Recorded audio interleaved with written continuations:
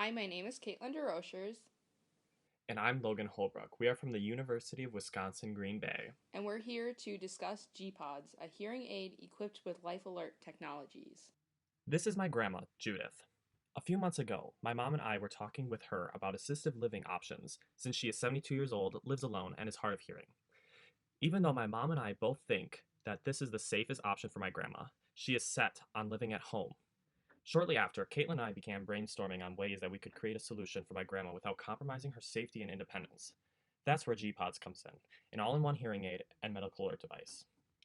After we came up with this idea, we started to design what this hearing aid could look like and some of the features it would have. Then we went on to 3D model a concept and 3D print two different models. After Logan presented the prototypes to me, we determined that the G-Pod should have three main functions. They should address safety concerns regarding elders living at home, act as a hearing aid, and have a positive perception when compared to other products on the market. We then hypothesized that we can create a device with a low stigma that aids in hearing loss and helps aid injured people. To test this hypothesis, we surveyed 125 people within varying age ranges. Part of the survey consisted of 3 questions. What words come to mind when you think of the word life alert? What words come to mind when you hear the word hearing aid? And what words come to mind when you hear the word smartwatch? We gathered all of the responses and created a word cloud.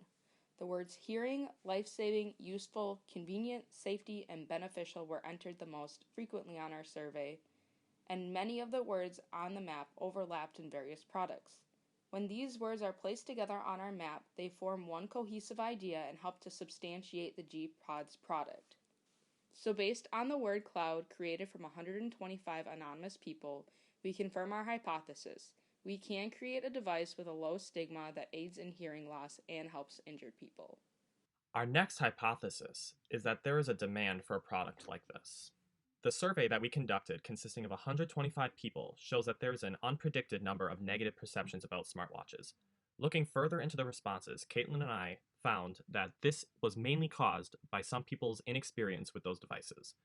On the other hand, the majority of people had a positive perception about hearing aids and life alert. After reviewing the responses on our survey as a whole, we can say that there's a potential demand for a product like G-Pods. Hypothesis 1 identifies our value propositions to be safety, health, independence, and security. Hypothesis 2 identifies our customer segments, which are elderly living, hearing loss, and medical alert stigmas. Hypothesis 2 also identifies the channels in which we'll market and sell our product, which will be through insurance providers, doctors and physicians, a phone application, and help skilled nursing facilities check up on their residents. Of course, our elderly population is conscious of the money they have to spend due to their limited income. We hypothesize that it will cost approximately $500 to create a device that aids in hearing loss and helps injured people, as well as lowering stigma surrounding these products. Most hearing aids on the market cost approximately $300 to make.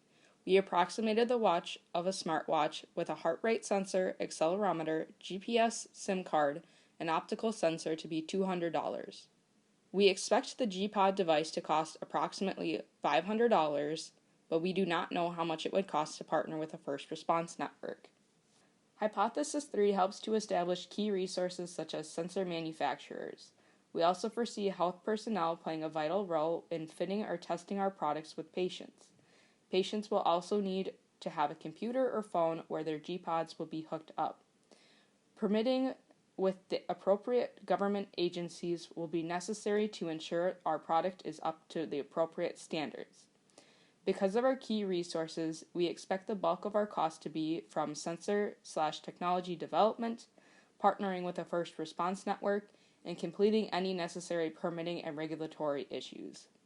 Our next hypothesis is that we can develop a first response network and market it to customers.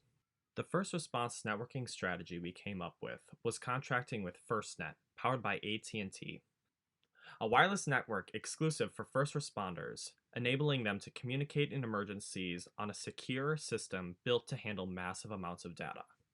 The key activities, as shown in Hypothesis 4, would be to work with a first response network to ensure user safety and security and continue to develop the user interface for communication devices.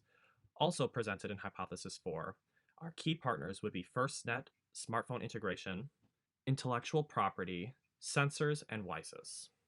But we predict that not all of our consumers may see the necessity to have a hearing aid have a smartwatch-like function. Likewise, we anticipate that not all individuals who would like their hearing aid to have a smartwatch function are also in need of life alert. Thus, we hypothesize that G-Pods could be diversified after the proof of minimum viable product to other target markets. Varying levels of phone apps could also be developed based on the user preferences or ease of use for age category. After Caitlin and I started brainstorming new ways to diversify our product lineup, we came up with another feature to help better safety measures in G-Pods. The new feature is a thermometer. This idea came from the outbreak of COVID-19 and the common symptoms of a fever. From hypothesis 5 and 6, we expect the majority of our revenue to come through our hearing aid. We would continue to build our customer relationships through dedicated personal assistants or healthcare employees. We value the feedback from our customers through the app and will use it to continue to grow. But perhaps most important, we continue to develop our technology to be socially responsible by providing support to families during a time of crisis. After many in-depth discussions, Caitlin and I have come up with a plan to bring G-Pods to market. First, we would patent our idea, then work on prototyping a working model. From there, we would work with FirstNet to connect G-Pods to their network, then finalize the design and mass produce them. While our milestones at G-Pods continue to evolve, our mission remains the same. I began volunteering in a hospital at age 15 and then trained to become a CNA at age 16. Although I left nursing to pursue engineering, the residents and patients I left behind continue to give me the motivation to develop G-Pods. The meaning of our life is to find your gift. The purpose of our life is to give it away. Thank you.